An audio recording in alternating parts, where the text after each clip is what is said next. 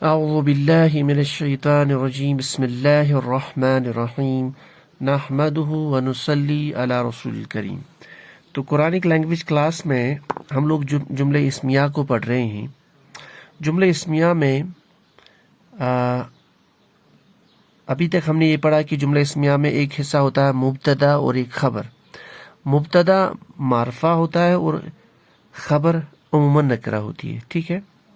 اب دیکھیے، اب یہاں پہ لکھا ہے جملہ اسمیہ میں تاکید اور تخصیص۔ پہلے یہ دیکھتے ہیں اس کا مطلب کیا ہوتا ہے، تاکید اور تخصیص۔ اب تاکید کا تو ہمیں سمجھ آتا ہے کہ تاکید کا مطلب کیا ہے، یعنی کوئی بات اگر امپورٹنٹ ہو یا اس کی اہمیت بہت زیادہ ہو، اس کی اہمیت کو ظاہر کرنے کے لیے ہم تاکید استعمال کرتے ہیں نا، تو اس کو بولتے ہیں تاکید، ٹھیک ہے۔ تخصیص، اب تخصیص کا مطلب پہلے ہم تاکید دیکھ لیتے ہیں، اس کے بعد ہم تخصیص کو ڈیفائن کر لیتے ہیں۔ تو اپنی بات کو منوانے کے لیے، اپنی بات کی امپورٹنس کو ثابت کرنے کے لیے تاکید کا استعمال کیا جاتا ہے، یعنی کچھ حروف کا استعمال کیا جاتا ہے جس سے جملہ اسمیہ جو ایک سادی بات اب یہ تاکید کے ساتھ بیان کی گئی ہے، یعنی وہ تاکید کا مفہوم اس سے ہم نکالیں گے۔ جیسے تو تاکید کا مفہوم میں نکالنا ہو تو جملہ اسمیہ میں تاکید کے مفہوم کے لیے دو الفاظ استعمال ہم کرتے ہیں، ایک ان کا استعمال، ایک حرف ان، اور دوسرا ایک لام زبر والا لام، اس کو لام مفتوح بولا جاتا ہے، ٹھیک ہے۔ اچھا، تو دو یعنی ہم ان دو حروف یا ان دو لفظوں کا استعمال کریں گے جملہ اسمیہ پہ، اس سے کیا ہوگا کہ جملہ اسمیہ میں اب تاکید کا مفہوم ملے گا، ٹھیک ہے۔ یعنی ہم یہ استعمال کر سکتے، اس کی ٹرانسلیشن میں ہم لکھیں گے تو تاکید کے ٹرانسلیشن میں ہم لکھیں گے اس طرح کا مفہوم، بالتحقیق، یعنی اس طرح کا ہم ٹرانسلیشن کر سکتے ہیں، بالتحقیق یا یقیناً، یقیناً۔ تو اس طرح کے الفاظ ہم ٹرانسلیشن میں اس سے نکال سکتے ہیں۔ جیسے ہم کہتے ہیں اللہ غفور رحیم، اللہ مغفرت والا رحم والا، پھر کہیں گے ان اللہ، بے شک، بنا کسی شک کے، بالتحقیق اللہ غفور رحیم ہے، تو اس میں تاکید پیدا ہو گئی۔ تو تاکید پیدا کرنے کے لیے جملہ اسمیہ میں ہم ان ایڈ کر لیں گے، یا ایک زبر والا لام جس کو لام مفتوح بولا جاتا ہے، اس کو لام مفتوح کہتے ہیں۔ اب دیکھیے، اب ان کو کہاں پہ ایڈ کرنا ہے، کیسے ایڈ کرنا ہے، ایک ایگزامپل لیتے ہیں۔ جیسے ہم قرآن پاک کی کوئی مثال، جیسے ہم لکھیں گے ایک سیدھا سا جملہ، اللہ غفور، قرآن پاک کے جملے کا ایک حصہ اللہ غفور۔ پہلے دیکھتے ہیں جملہ اسمیہ ہے کہ نہیں۔ ہمیں کیا دیکھنا ہے، اس میں مبتدا اور خبر، ایک حصہ اس کا یہ ہے، دوسرا یہ۔ اللہ اس میں جلالہ معرفہ ہے، تو یہ معرفہ ہے، یہ اور غفور نکرہ ہے، تو یہ مبتدا اور یہ خبر، تو یہ مبتدا اور یہ خبر، مبتدا اور خبر کے ساتھ مل کے جملہ اسمیہ ہے، ٹھیک ہے، اور یہ اسم سے بھی سٹارٹ ہو رہا ہے۔ اب اس کا مفہوم ہم نکالیں گے، سیدھا سا مفہوم، اللہ غفور ہے یا مغفرت کرنے والا، یا اللہ غفور ہے، ٹھیک ہے۔ اب اس میں تاکید اگر ہم نکالیں تو تاکید کے لیے رول یہ ہے کہ جملہ اسمیہ، یہ جو مبتدا ہے جملہ اسمیہ میں، تو اس مبتدا میں کیا کرنا ہے کہ مبتدا سے پہلے، یعنی مبتدا ما قبل اس کو بولتے ہیں، ان لفظ ایڈ کر لیجئے، ان، تو اس کو ہم ایسے، آپ دیکھو قرآن پاک میں ایسے لکھا ہوا، ان اللہ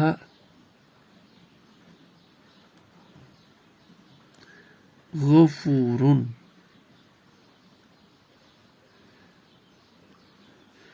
تو اس کا مفہوم اب نکالیں گے، اللہ غفور ہے یہ نہیں، اب نکالیں گے یقیناً، یقیناً، اللہ غفور ہے، اللہ مغفرت والا ہے۔ تو اب اسی سادے سے جملے میں آپ دیکھو تاکید کا مفہوم پیدا ہوگا، یقیناً، بالتحقیق، بالتاکید اللہ غفور ہے، مغفرت کرنے والا ہے۔ اچھا، اسی طریقے سے اور ایک جیسے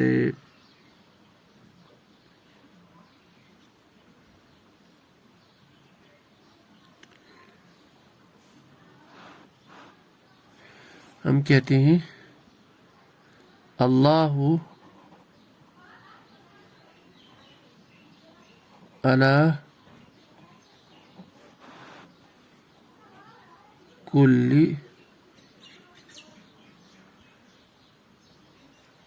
اچھا دوسرا ایک بات میں بھول ہی گیا تھا، انا ہم جانتے ہیں، یہ جو انا ہے یہ حروف مشبہ بالفعل میں سے بھی ہے۔ ہم نے ایک ٹاپک پڑھا تھا حروف مشبہ بالفعل، ایسے حروف جب ان کو اسم پہ داخل کرتے ہیں یا جملے اسمیہ پہ داخل کر لیتی ہیں تو مبتدا کو یہ حالت رفع سے نکال کر حالت نصب میں لے جاتے ہیں۔ تو تھوڑا سا یہاں پہ آپ ریوائز کر لیتے، اس کے بعد ہم یہ اس بات کو آگے کنٹینیو کر لیتے ہیں۔ حروف مشبہ بالفعل ہم نے پڑھا تھا،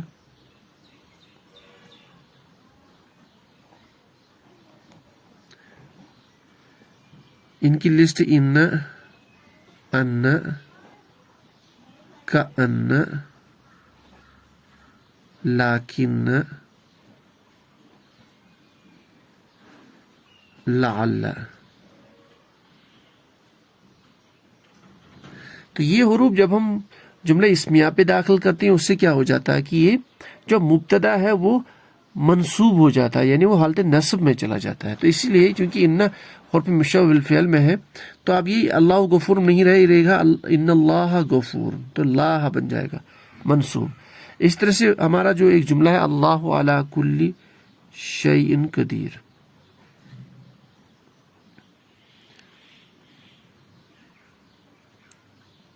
قدیر، اب دیکھیے اللہ مبتدا ہے، اللہ قدیر خبر ہے، علی کل شیء یہ متعلق خبر ہے، یہ ہم نے پہلے ڈسکس کیا ہے anyway۔ تو اب کہنے کا مقصود ہے اس کا جب ہم مفہوم نکالیں گے تو اللہ ہر چیز پر قادر ہے، تو ہم لکھیں گے اللہ ہر چیز پر قادر ہے یا قدرت رکھنے والا ہے۔ اب اس پہ ہم تاکید، اس جملے سے ہم تاکید کا مفہوم نکالنا چاہتے ہیں، اس پہ آپ انا داخل کر لیجئے۔ اب انا داخل تو کر لیا لیکن انا مبتدا میں چینج لائے گا، کون سی چینج؟ اس کو حالت نصب میں لے جائے گا، یعنی جو پیش ہے یہ زبر بن جائے گا، تو بن جائے گا ان اللہ علی کل شیء قدیر، جیسا کہ آپ دیکھ رہے ہیں قرآن پاک میں۔ اب مفہوم آئے گا بے شک اللہ ہر چیز پر قادر ہے، آپ لکھیں گے بے شک۔ تو اب تاکید آ گیا اس جملے میں، بے شک اللہ ہر چیز پر قادر ہے، بنا کسی شک کے یقیناً اللہ ہر چیز پر قادر ہے، بالتحقیق اللہ ہر چیز پر قادر ہے۔ تو یہ ہو گیا انا سے جملہ اسمیہ میں تاکید کا مفہوم۔ اب لام مفتوح اس کی طرف دیکھ لیتے ہیں پورا، اس سے تاکید کیسے ہوتا ہے۔ اچھا، یہ لام مفتوح استعمال کہاں پہ ہوتا ہے؟ ٹھیک ہے، اچھا تو ہم نے کہا تھا ان مبتدا پہ ہم داخل کر لیتے ہیں، یعنی مبتدا پہ داخل کر کے مبتدا کو چینج کر لیتا ہے تو تاکید کا مفہوم پیدا ہوتا ہے۔ یہ جو لام مفتوح ہے اس کو ہم ان کی خبر پر استعمال کر لیتے ہیں، خبر پر داخل کر لیتے ہیں تو تاکید کا مفہوم پیدا ہوتا ہے۔ کیسے؟ دیکھیے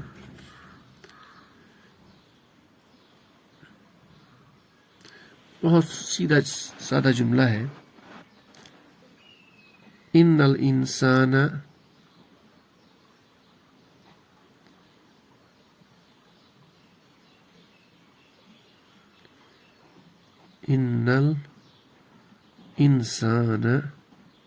اب دیکھیے یہ تھا انسان، تو انا کی وجہ سے انسان بن گیا انسان، ان الانسان فی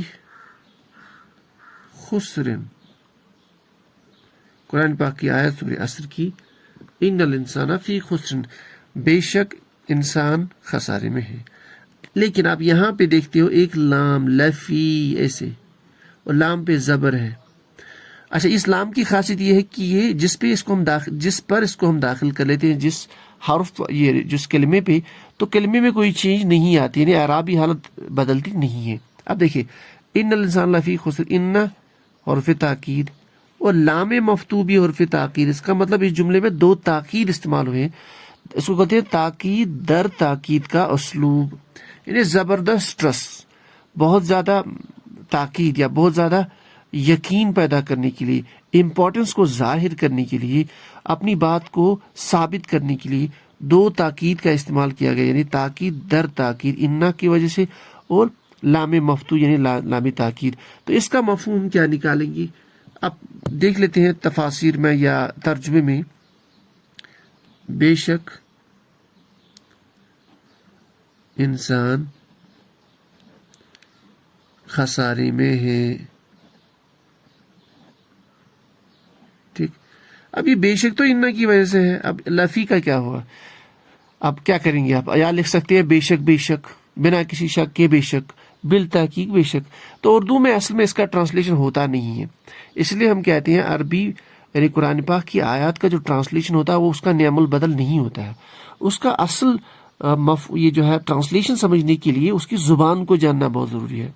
تو اگر اس زبان کو جانتی ہو تو آپ سیدھے انڈرسٹینڈ کرو گے یہاں پہ کچھ امپورٹنٹ بات بولی جا رہی، کیونکہ تاکید دو تاکید کا استعمال ہوا، تاکید در تاکید کا اسلوب.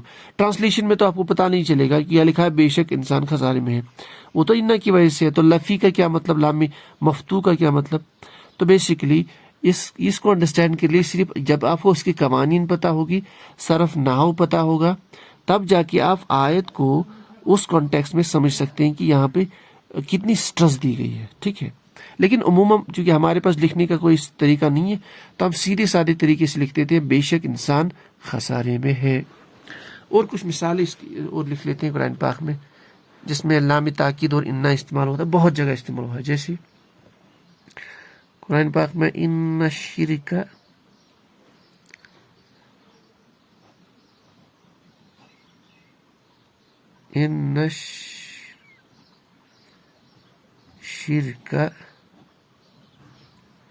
لفی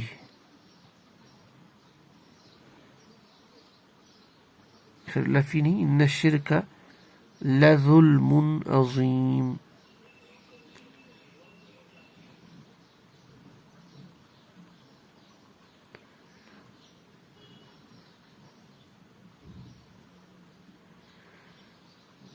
ان الشرک لظلم عظیم، آپ کو ملے گا یہ آیت سورہ لقمان میں. اب دیکھیے ان حرف تاکید، یہاں پہ بھی لام مفتوح. اگر یہ ہوتا ہے شرک لظلم، اچھا یہ شرک بھی بنا ہے، کیوں بنا ہے؟ کیونکہ ان کی وجہ سے. تو تاکید در تاکید کا اسلوب. اب دیکھو بات کیا ہے، الشرک ظلم عظیم، شرک بہت بڑا ظلم ہے. اب اس بات کو سٹرس یعنی یہ بتانے کے لیے کہ یہ کتنا بڑا جو ہے ظلم ہے، کتنا بڑا گناہ ہے، یہاں پہ دو ڈبل تاکید استعمال ہوئی ہے، تاکید در تاکید کا اسلوب، انا کی تاکید اور لام مفتوح. بے شک، یقیناً، بلا شک کہ شرک جو ہے بہت بڑا ظلم ہے. تو تاکید در تاکید کا اسلوب یعنی جملہ اسمیہ میں ڈبل تاکید پیدا کرنا انا کی وجہ سے اور حرف لام تاکید کی وجہ سے. اچھا اور ایک مثال لے لیتے ہیں. خیر مجھے لگتا ہے شاید آج یہ تخصیص تو نہیں ہو پائے گا، تو تاکید کی کچھ اور مثالیں لے لیتے ہیں. جیسے ان بطش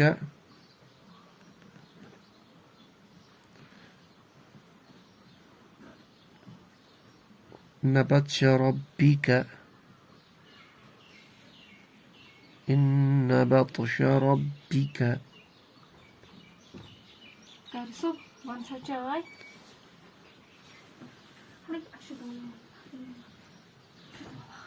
لشدید، لشدید. اب یہ آیت آپ کو 30ویں جو ہے پارے میں ملے گی. یہاں پہ ایک ان کا تاکید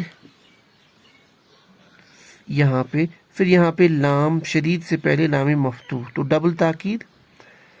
تو ان بطشا، یہ بطشو تھا یہاں پہ یہ آپ کا زبر آ گیا، یعنی منصوب بن گیا ان کی وجہ سے، اور لام کی وجہ سے کوئی تغیرات نہیں آتے ہیں، کوئی چینج نہیں آتا ہے، اس لیے یہاں پہ شدید نہیں ہے.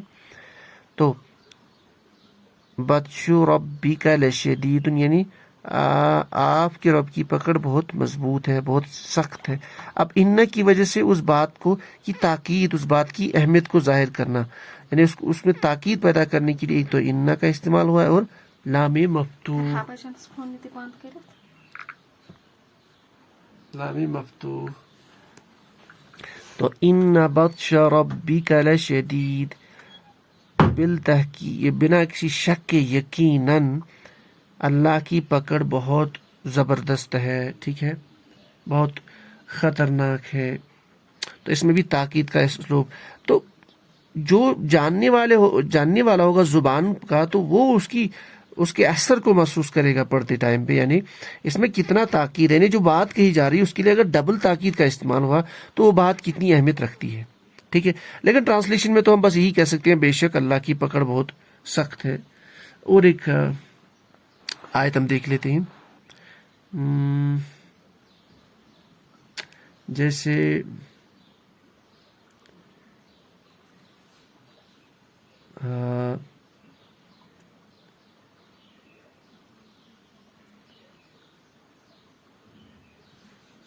قرآن پاک میں یہاں پہ لکھ لیتے ہیں کہ ان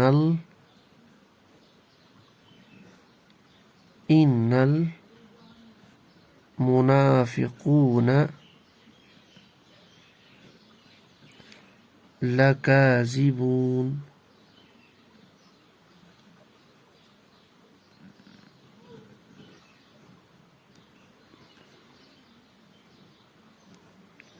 لکاذبون، یہ سورہ منافقون کی آیت ہے. ان المنافقون لکاذبون. تو آپ یہاں پہ دیکھ لیجئے ان حرف تاکید یہاں پہ، پھر یہاں پہ لام مفتوح لکاذبون، یہ کاذبون ہے، اس پہ لام مفتوح لگا ہے. تو یہ تھا المنافقون کاذبون، یعنی منافق جھوٹے ہیں. اب ان سے پتہ چل رہا ہے کہ جو منافق کا جھوٹ ہے وہ کتنا بڑا جھوٹ ہے، واقعی میں یہ کتنے بڑے جھوٹے ہیں، یہ منافق کتنے جھوٹے ہیں، یہ کون سا جھوٹ پیش کرتے ہیں. تو ان کی جھوٹ کی اہمیت کو بتلانے کے لیے یا منافقوں کے بارے میں بتانے کے لیے، ان کے کریکٹر کو ثابت کرنے کے لیے یہاں پہ دو ڈبل تاکید کا استعمال ہوا. ان، اچھا یہاں پہ دیکھ لیں ان، اور ساتھ میں یہاں لکاذبون، تو ان کا بھی استعمال ہوا ہے ڈبل تاکید، اور لام مفتوح کا بھی استعمال ہوا ہے. اچھا اور کوئی آیت قرآن پاک میں، جیسے